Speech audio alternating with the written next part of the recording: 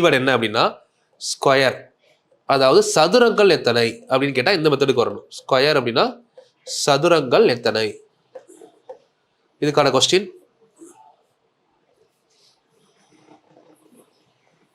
இந்த மாதிரி. பட் இதில் மொதல் கான்செப்ட் உங்களுக்கு என்ன தெரியணும்னா, ரோ அண்டு காலம் ஈக்குவலாக இருக்குதான்றது தெரியணும். 1 2 3 1 2 3 ரோவும் காலமும் ஈக்குவலாக இருந்தால் இப்போ n = 3 இதை தூக்கி அப்படியே சப்ஸ்டியூட் பண்ணீங்க இந்த ஃபார்முலானா உங்களுக்கு ஆன்சர் கிடைக்கும்.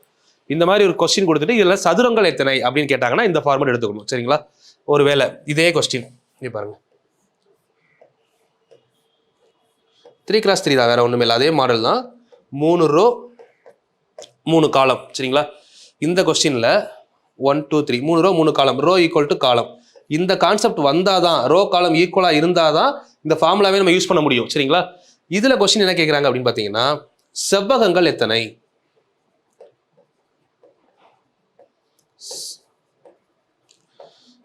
செவ்வகங்கள் எத்தனை. சரிங்களா? சதுரங்கள் அப்படின்னு கேட்டா ரெண்டாவது ஃபார்முலா, செவ்வகங்கள் எத்தனைன்னு கேட்டா மூணாவது ஃபார்முலா. கரெக்டாக அதை புரிஞ்சுக்கிட்டு ஆன்சர் பண்ணீங்கன்னா பெஸ்ட். சரிங்களா? ஸோ இதுதான் வந்து டயக்ராம் மெத்தட் நான் சொன்னது உங்கள்கிட்ட. ஓகே, இப்போ இதில் ஒன்றும் இல்லை, எண்ணுக்கு பதிலாக 3 சப்ஸ்டிட் பண்ணால் என்ன வரும்? 3 × 3 + 1 4, 3 × 2 6 + 1 7 டிவைடட் பை 6. 3ஆல் கேன்சல் பண்ணிங்கன்னா 2 டைம், 2ஆல் கேன்சல் பண்ணிங்கன்னா 2, 2 × 7 14. இந்த கொஸ்டினுக்கு ஆன்சர் அவ்வளோதான். அப்போ செவ்வகம் கேட்டாங்க அப்படின்னா 3 × 3 + 1 4/2 ஹோல் ஸ்கொயர்.